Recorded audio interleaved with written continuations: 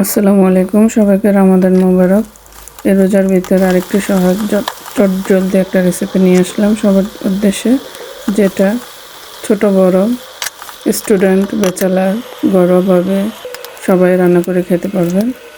খুবই ইজি, আর এটা আনকমন একটা ডিম বোনা, যেটা আমি আমার ঘরোয়াভাবে করে থাকি। যেহেতু আমি ডিম পছন্দ করি, তার জন্য এক একভাবে করে থাকি এক একদিন। তো অনেক মজা হয় এই ডিম বোনাটা। তো আসুন আপনাদের সাথে ডিম বোনাটা শেয়ার করি, আর এই ডিম বোনাটা করে খাবেন, সবাই খেয়ে আমাকে কমেন্ট করে জানাবেন। আসুন রান্নাটা দেখি। এই তো পাতিলে তেজপাতা দিয়েছে, তেল দিয়ে দেবো এখন পরিমাণ মতন। আমি যেহেতু অনেকগুলো ডিম বোনা করে, আমার বাসায় মানুষ বেশি, সেটার জন্য 8-9 জনের রান্না অনুযায়ী আমি ওই তেল দেব। ওই অনুযায়ী ডিম বোনা করব। এই যে কাঁচামরিচ, পেঁয়াজ কেটে রেখেছে আগে থেকে, তো দিয়ে দেবো এখন। এটা খুবই সিম্পলি এবং সহজ এই ডিম বোনাটা। ডিম রান্না করতে পারে না, এটা হয় না এরকম মানুষ অথবা কমই আছে। তবু যারা ব্যাচেলার থাকে বা স্টুডেন্ট মেসে থাকে, বোর্ডিংয়ে থাকে, তারাও এই রান্নাটা করে খেতে পারবে। যেহেতু আমার ছেলে দূরে থাকে, সেই উদ্দেশ্যে আমি আমার রান্নাগুলা ফ্রেমবন্দি করে রাখছি। তো যারা দেখবেন আমার ভিডিওগুলো কেমন লাগে কমেন্ট করে জানাবেন। এই তো পেঁয়াজটা দিয়ে কষিয়ে নিব। আমি পুরোটাই দিব, কোনো কাট সেট করব না, কারণ যেহেতু আমার বাচ্চাটা রান্নাটা দেখে শিখবে বা করে খাবে, সেটার জন্য আমি কোনো একেবারেই কাটবো না। তো এই যে আমি আস্ত জিরাও দিয়ে নিয়েছি। আস্ত জিরাটা দিলেও একটা ফ্লেভার আসে। তো আমি আমার বাচ্চাদের উদ্দেশ্যে আমি আমার ঘরোয়া আমার পার্সোনাল রান্নাগুলো আমি এভাবে রেখে যাচ্ছি। তো সেটার জন্য আমি ফুলটা না দেখালে তো রান্নাটা করতে পারবে না, বা যে করে খাবে সেটা করতে পারবে না। তো সেটার জন্য এই যে পেঁয়াজটা কষিয়ে নিয়েছে,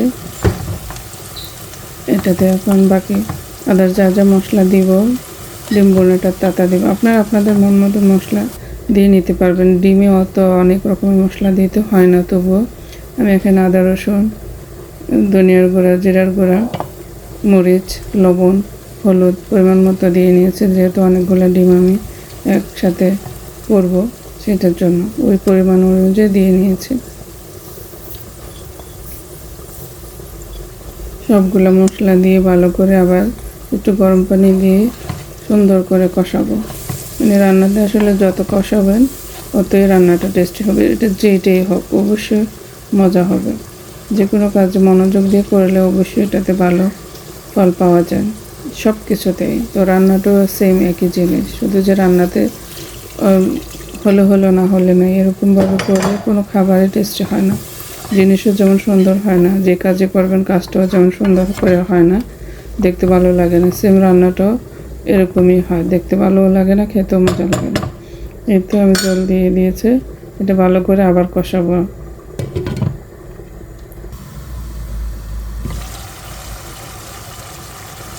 কতক্ষণ কষাবো, কয় মিনিট কষাবো, এটাও আমি বলতে পারবো না, বলবো না।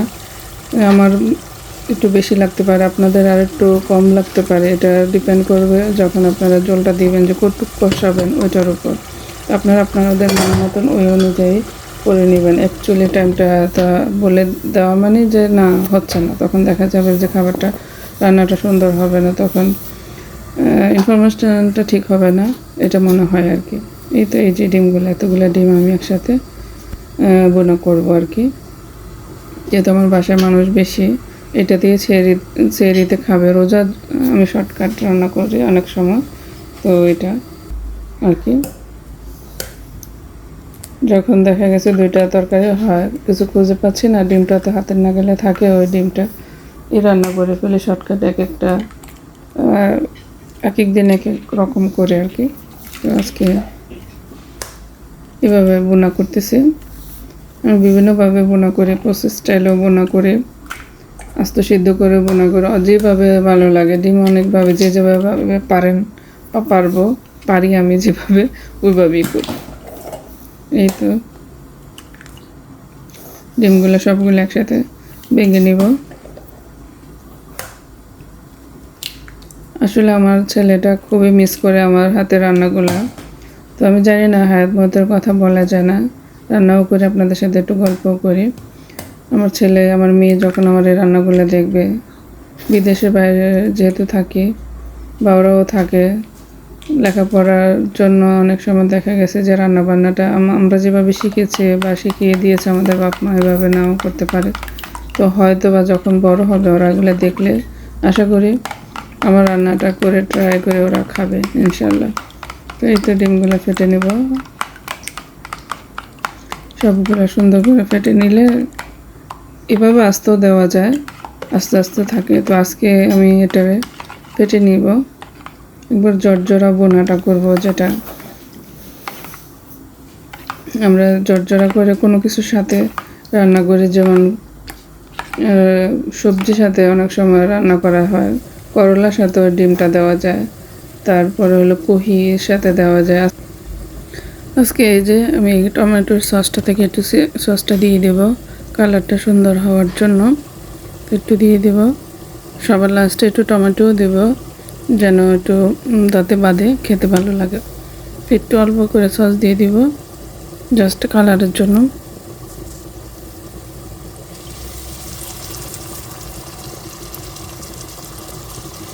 এই তো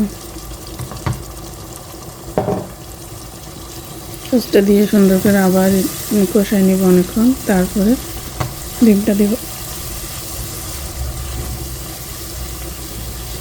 রান্নাটা হলো নিজের কাছে, আপনার মশলাটা যত কষাবেন, যে কোনো রান্না মাছ মাংস যেটাই বলেন, যত কষাবেন রান্নাটা অত মজা হবে, টেস্টি হবে। একটু সময় নিয়ে রান্না করলে, মনোযোগ সহকারে রান্নাটা করলে রান্নাটা খুব মজা হয়।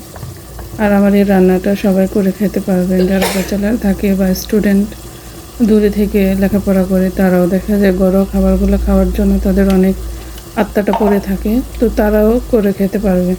আর বেসিক্যালি আমার রান্নাগুলো করা শুধুমাত্র আমার বাচ্চার উদ্দেশ্য অনেকটা করা। এই যে এই মশলাটা আমার ঘরোয়া, আমি নিজ হাতে বানানো আস্ত হোল্ড মশলা এনে আমি এটাকে প্রসেসিং করে আরও এটার সাথে অ্যাড করে তারপরে মশলাটা করে থাকি, ঘরোয়া মশলা, গরম মশলা। তো এটার জন্য আর এটাতে এক্সট্রা ইয়ে করতে না, আমি যেহেতু আস্ত মশলা দিয়ে নিই, তো এটাতে একটু আমি দিয়ে দিব। এটা দিয়ে আমি বিরিয়ানি, তারপরে রোস্ট, গরু গোস্ত সব কিছু ইউজ করতে পারি এই আর কি। তো এটা থেকে একটু দিয়ে আবার একটু কষিয়ে তারপরে ডিমটা দেব। তো যেটা বলতেছিলাম, তো আমার ছেলের উদ্দেশ্যে আসলে আমার এই রেসিপিগুলো, আমার ঘরোয়া রান্নাগুলো আমি যেভাবে আমার টেকনিকে রান্না করি, যেহেতু আমার ছেলের খুব পছন্দ আমার হাতের রান্নাগুলো খুব, সেটার জন্য যে ডিমটা দিয়ে দিলাম। কি সুন্দর ডিমটা ইয়েলো কালার, এই ইয়েলো কালারটা আমার খুব পছন্দের। তো কার কার পছন্দের কমেন্ট করে জানাবেন। কি সুন্দর মাশাআল্লাহ।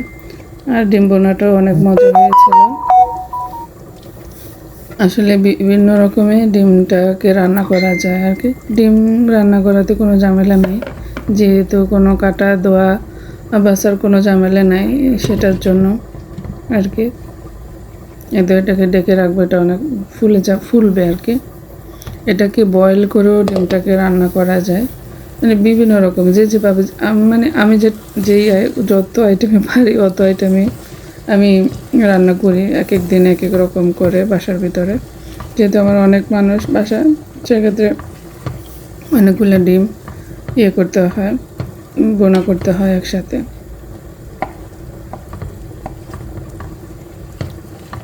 একটু ভালো করে নেড়ে চেড়ে দেবো, যেহেতু আমি একেবারে এটাকে আস্ত রাখবো না, একেবারে জর্জরা করে ফেলবো বাজি টাইপের।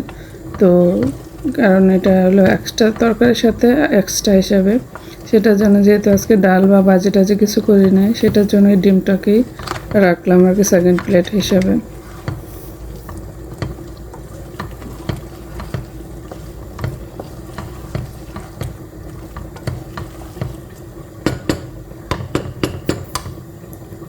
আমার ছেলে আমার রান্নাগুলো খুবই মিস করে, যেখানে আছে সেখানে আলহামদুলিল্লাহ ভালো আছে, ভালো খাওয়াচ্ছে, আল্লাহ যে টুকরি যে রাখছে যথেষ্ট, সবচেয়ে বেস্টে দেওয়ার চেষ্টা করতেছি। তবুও কেন জানি যখনই ফোন করে মনে হয় যে মিসিং খুব ইয়ে করে, আম্মু কি রান্না করেছো, আম্মু কি করেছো, তুমি মজার মজার খাবার খাচ্ছ, এরকম ইয়ে থাকে। তখন আসলে খুবই মায়া লাগে।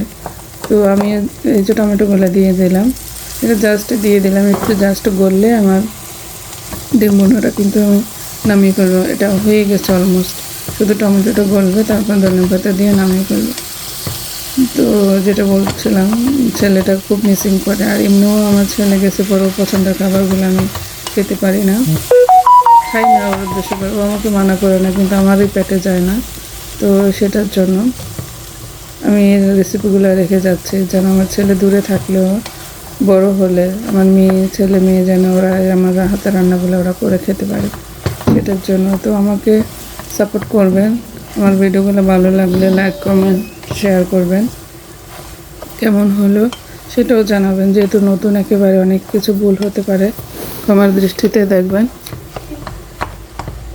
আমার এই রান্নাগুলো যদি আপনাদের ভালো লাগে, আপনারা আমাকে কমেন্ট করে জানাবেন। আমি আমার এই ঘরোয়া রান্নাগুলো আপনাদের সাথে শেয়ার করব নেক্সট, আরও যা যা আমি পারি সেগুলো। তো এই তো ধন্যবাদটা দিয়ে নিচ্ছি, আমার রান্না কিন্তু হয়ে গেছে। অনেকক্ষণ লাগে না, বেশিক্ষণ লাগে না, যেহেতু আমরা ভিডিওটা করেছি, আমি আস্তে আস্তে রান্না করেছি বা আস্তে আস্তে করেছি। তো সেক্ষেত্রে হয়তো ভাবে 10-15 মিনিটের ভিতরে সুন্দর রান্নাটা কিন্তু হয়ে যায়। তো আপনারা রান্নাটা করে খাবেন, সবাই খাবেন, আমাদের জন্য দোয়া করবেন। আমি আপনাদের জন্য দোয়া করি, সামনের জন্য আপনাদের সাথে আরও আমার ঘরোয়া রান্নাগুলো শেয়ার করতে পারি। তো দোয়া করবেন।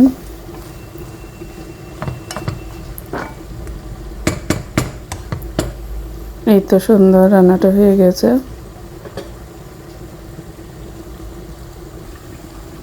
এই তো খেতে অনেক মজা হয়েছিল, সবাই খুব মজা বলেছে, একেবারে আনকমন একটা রান্না করেছে।